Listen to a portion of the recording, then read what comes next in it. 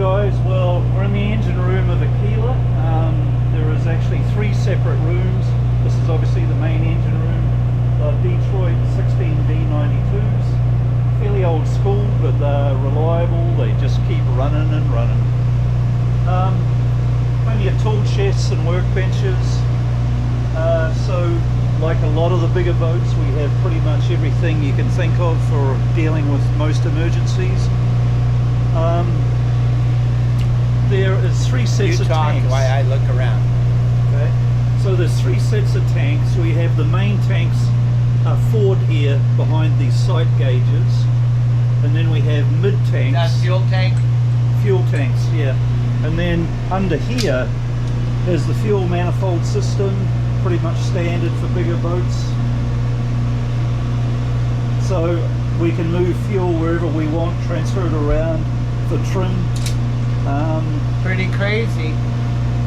Look at all that. That's why Mark's here and I'm not. Could I try to figure this out on the fly? Oh, it'd be pretty exciting. Trust me, Dave. In the middle of the. Can I start moving some of these? Yeah, that'd be good. Please start moving them. Yeah. Okay. Well, does this one? Is that the position it's normally in? I've got 2 words for you, Dave, and the last one in is off. Does the first word start with F? It might do. It might do. Look at that tool. Look at that work area. So it's a good work area. Plenty of tool chests. The engine room, like a lot of Detroit engine rooms, we're always a little bit starved for air, so it gets pretty warm down here. We run air conditioners and extraction fans all the time. Under Dave's feet there is a full oil loop system for delivering oil to the mains or the generators, and of course for sucking oil out. So another workbench area. Yeah, full machine shop over here, huh? Another workbench, sort of kind of drill press. Yeah, drill press, grinder, grinders, and one of the most important tools I think, and that's that suck out pump, which is a cheapie from West Marine, but I use that thing all the time. Hard to believe this is a boat, guys. This is a boat. Oh, by the way, this was the largest sport fishing yacht when it was built. At 112 feet. This was the largest. And at that time, what was the name of it? The Steadfast? No, it was something else. Had 3 owners. I think it might have been the Flying J originally. Okay. So the boat, as Dave says, the boat was built at 112 feet. It was built by the Bertucci brothers, who were the 2 leading hands for Elliott.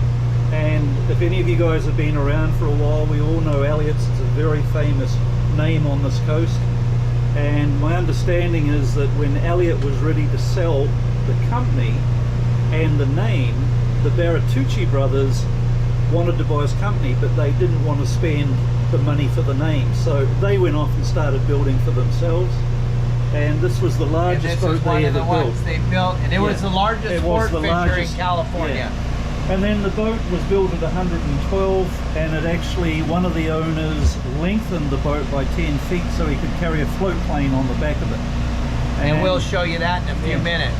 Look at these sight gauges just for a minute. This is stuff you and I see all the time, but my viewers want. This is to tell you how much fuel you have to burn. Look at 1,100 gallons.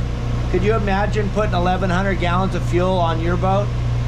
Well, that's nothing. And that's only one side. So in reality, 2,000 over here. So these tanks are 4,000 gallons. 4,000 gallons of fuel at $6.50 a gallon. And in total, we hold 6,200 gallons.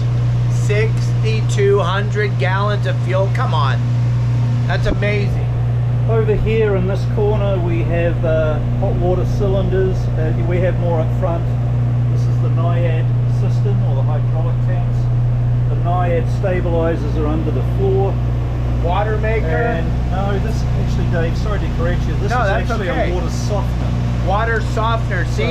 That's why you're here. That's so you don't get hard water spots on the boat when you wash it. We have water makers back aft, and we'll show you those in a minute. Think of everything on this boat. Gotta make it look bitchin' for the owner, right?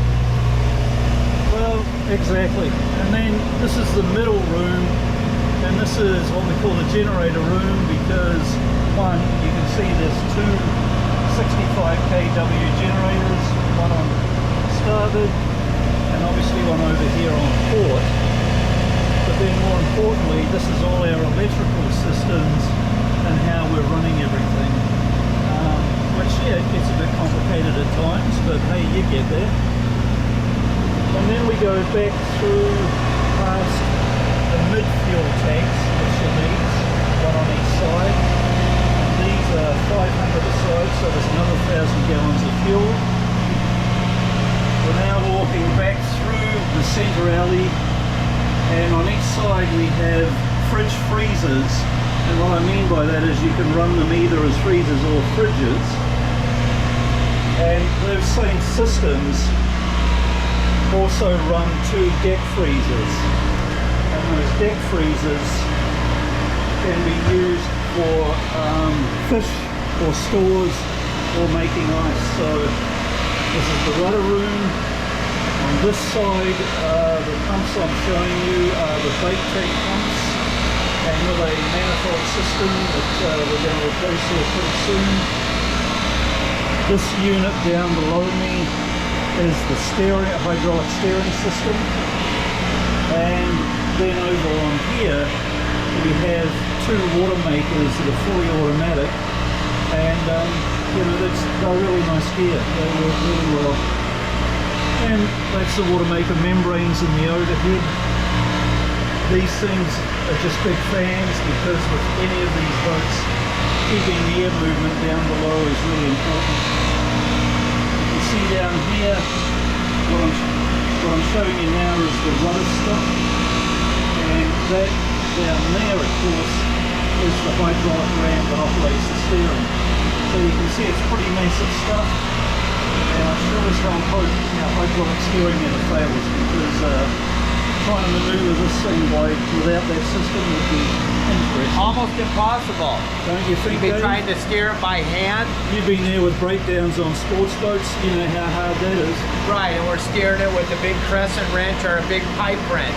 I don't think that would happen on here. I think we're pretty done. I don't think we're gonna steer this thing with a big pipe wrench.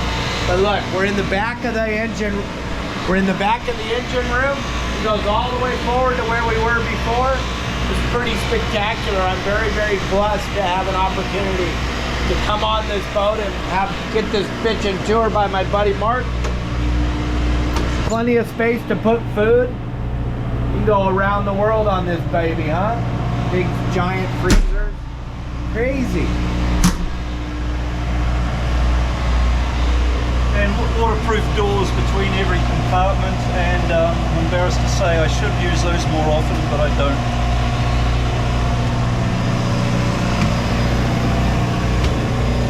Another little work area. Another little workbench. Again, It's unbelievable.